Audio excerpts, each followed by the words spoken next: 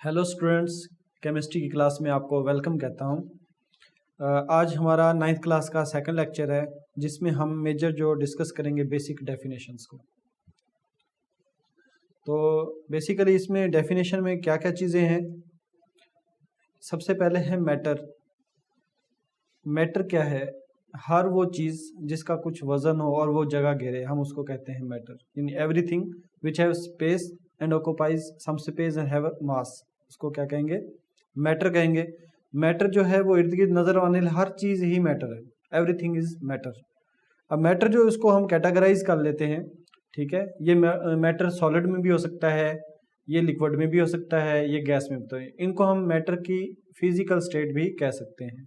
तो मैटर यानी इर्द गिर्द की जो चीज़ भी आपको नजर आ रही है वो तमाम मैटर में कंसीडर होंगी। अच्छा जी, अब मैटर को अगर डिफाइन करें ना हम, इसमें एक चीज़ होती है सब्सटेंस।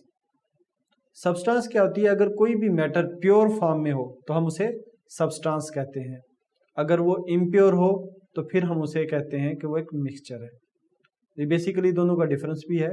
तो सबसे पहले सब्सटेंस क्या है कि मैटर की pure form, the pure form of matter is called substance. और इसी तरह जो इम्प्योर फॉर्म होगी उसको हम मिक्सचर कहते हैं। तो जो सब्सटेंस है उसकी कंपोजिशन ओवरऑल सेम रहती है, एक जैसी रहती है सब्सटेंस की कंपोजिशन। लेकिन जो मिक्सचर है इसकी कंपोजिशन एक जैसी हो भी सकती है और नहीं भी हो सकती। उसके लिहाज से हम डिफाइन करते हैं कि ये होमोजीनस है या हेट्रोजीनस है।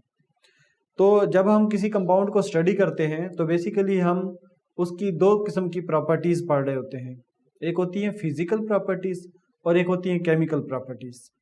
फिजिकल प्रॉपर्टीज क्या है कि ये फिजिकल स्टेट से लिंक कर रही होती हैं। इनका ताल्लुक ज़ाहरी इसकी हालत के साथ होता है। जैसे हम कहते हैं कोई चीज़ गैस की हालत में है या लिक्विड यानी माया की हालत में है या सॉलिड ठोस फॉर्म में है, तो इनको जब हम स्टडी करते हैं तो ये इसकी फिजिकल प्रॉपर्टीज कहलाई जाती है। अब इस पे हम डिफाइन करेंगे कि इसमें बॉइलिंग पॉइंट हो गया, मेल्टिंग पॉइंट हो गया, फ्रीजिंग पॉइंट, ये तमाम चीज़ें जो हैं वो फिजिकल पॉइंट में हमारे पास आ जाएंगे। एग्जाम्पल हम ऐसे देते हैं कि जैसे हमारे पास बर्फ़ होती है सॉलिड फॉर्म में, जब हम हीटअप करते हैं उसे तो वो लिक्विड यानी वाटर फॉर्म में आ जाती है। अगर उसको मज़ीद हीट करें तो वो गैस की फॉर्म में आ जाती है। इसी तरह जब इसको रिवर्स प्रोसेस करें कि गैस की फॉर्म में जब हमारे पास स्टीम होती है उसको कंडेंस करें, ठंडा करें, तो वो लिक्विड यानी पानी बन जाता है। उसको मज़ीद ठंडा करें तो वो हमारे पास सॉलिड यानी बर्फ़ की शक्ल में आ जाती है। अब इसकी फॉर्म तो चेंज हो गई लेकिन इसका फार्मूला हमेशा एक ही रहेगा, यानी H2O, चाहे वो लिक्विड फॉर्म में है, गैस फॉर्म में है या सॉलिड फॉर्म में है। यानी कि उसकी केमिकल प्रॉपर्टी चेंज नहीं हुई, फिजिकल प्रॉपर्टी चेंज हुई है कि वो लिक्विड, सॉलिड या गैस में कन्वर्ट हुई है। दूसरी है केमिकल प्रॉपर्टीज। केमिकल प्रॉपर्टीज वो कंपोजिशन पे होती है कि एलिमेंट किन किन चीज़ों से मिलकर बना हुआ है, किस तरह से बना हुआ है, उनमें अंदर क्या क्या है। ये तमाम चीज़ें जो हैं इनकी जो कम्बिनेशन है वो किस तरह की, ये तमाम केमिकल प्रॉपर्टीज़ में आ जाएगा। इसमें इसकी केमिकल चेंज हो गया, इसकी कंपोजिशन हो गई, या इससे कोई नई फॉर्म जो इसकी आ सकती है, वो सारी इसकी केमिकल प्रॉपर्टीज़ में आ जाएगी। और एलिमेंट जब आपस में कंबाइन होते हैं तो उनकी फिजिकल प्रॉपर्टीज़ जो है वो चेंज हो जाती हैं। केमिकल प्रॉपर्टीज़ उसकी टोटल पहले वाली प्रॉपर्टी से अलग होती हैं। मिसाल के तौर पे हाइड्रोजन और ऑक्सीजन को लें तो हाइड्रोजन एक गैस है, ऑक्सीजन भी एक गैस है, लेकिन जब इनको रिएक्ट करा के हम वाटर बनाते हैं तो वो लिक्विड बन जाता है। तो फिजिकल प्रॉपर्टी टोटली चेंज हो गई। इसी तरह से ऑक्सीजन को देखें तो ये जलने के अमल में, बर्निंग प्रोसेस के अंदर यूज़ होती है, और हाइड्रोजन जो है खुद जलती है, लेकिन जब इसको मिलाते हैं तो वाटर बनता है जो जलने के प्रोसेस को रोक देता है। यानी आग अगर कहीं लगी हो तो हम उस पर ये इनका मिक्सचर डालें या H2O वाटर डालें तो उसको बुझा दे दी। इस तरह इनकी प्रॉपर्टी जो है वो टोटली चेंज हो जाती है। अगर इसको हम ग्राफिकली शो करें तो बेसिकली मैटर हमारे पास दो इसकी कैटेगरी हैं, एक सब्सटेंस है और एक मिक्सचर है। प्योर फॉर्म जो है मैटर की उसको सब्सटेंस कहेंगे, इम्प्योर फॉर्म को हम कहेंगे मिक्सचर। अब सब्सटेंस जो है उसमें एलिमेंट और कंपाउंड हम कंसीडर करेंगे, जबकि मिक्सचर के अंदर होमोजीनियस या हेट्रोजीनियस मिक्सचर को कंसीडर करेंगे। अब होमोजीनियस या हेट्रोजीनियस मिक्सचर क्या है?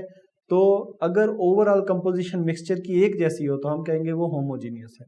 लेकिन अगर उसकी कंपोजिशन डिफरेंट जगहों पे डिफरेंट हो तो हम उसको कहेंगे हेटेरोजीनियस मिक्सचर है ये। तो नेक्स्ट डेफिनेशन की तरफ हम जाते हैं, ज़्यादा डिटेल में नहीं जाएंगे क्योंकि आज का टॉपिक जो है वो डेफिनेशन से ही लिंक है। तो नेक्स्ट जो है वो एलिमेंट्स हैं कि एलिमेंट क्या होते हैं, कि जितनी भी सब्सटेंस बनी होती है ना, वो उसके जो सब यूनिट होते हैं उनको हम एलिमेंट कहते हैं।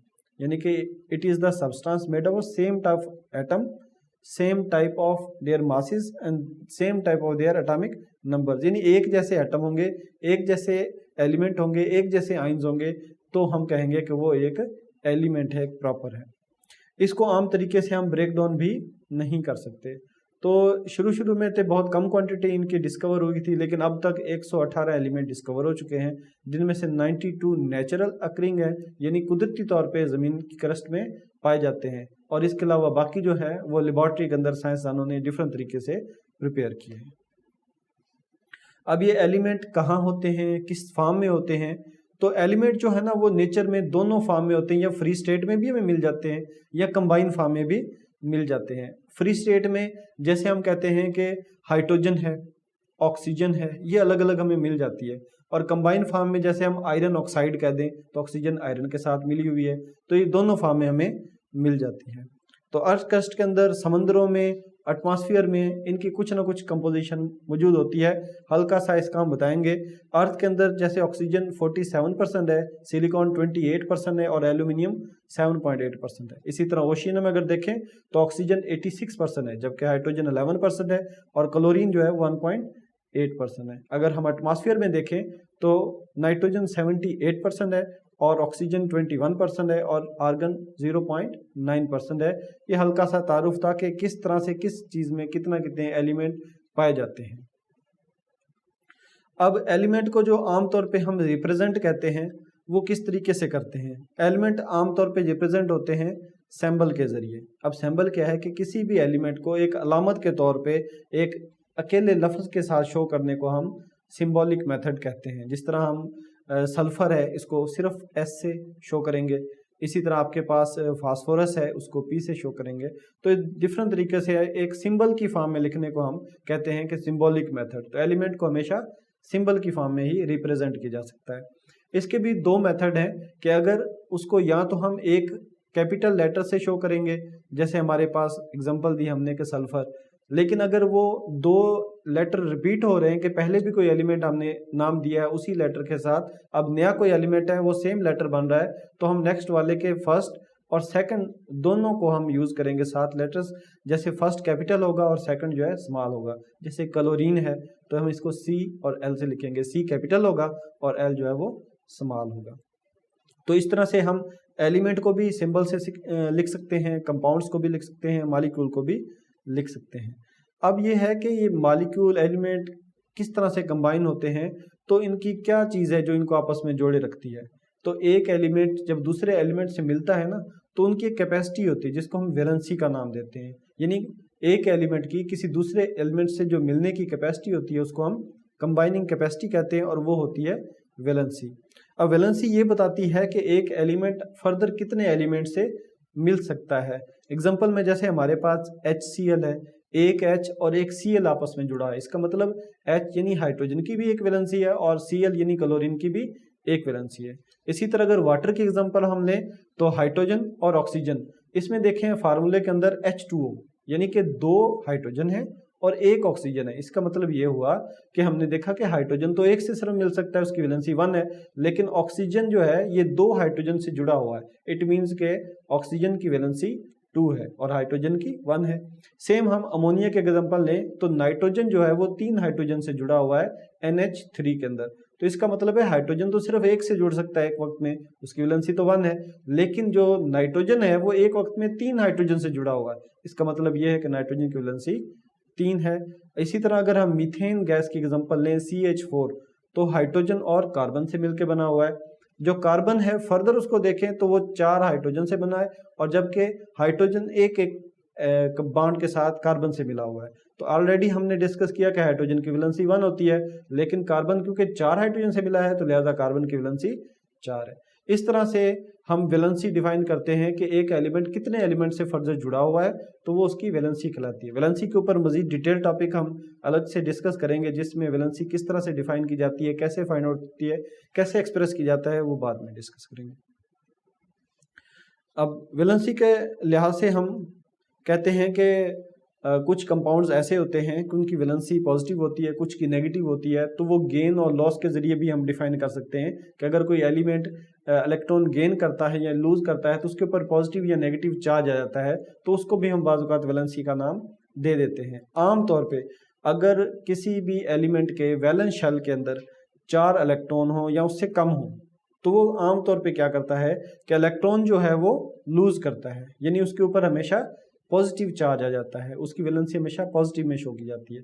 लेकिन अगर 5 या इससे ज़्यादा हो तो आमतौर पे वो क्या करता है, गेन करता है, जिसकी वजह से ऊपर उसके नेगेटिव वैलेंसी आ जाती है। तो इस तरह से ये वैलेंसी का एक डिटेल टॉपिक है, बाद में हम इसको डिटेल से स्टडी करेंगे।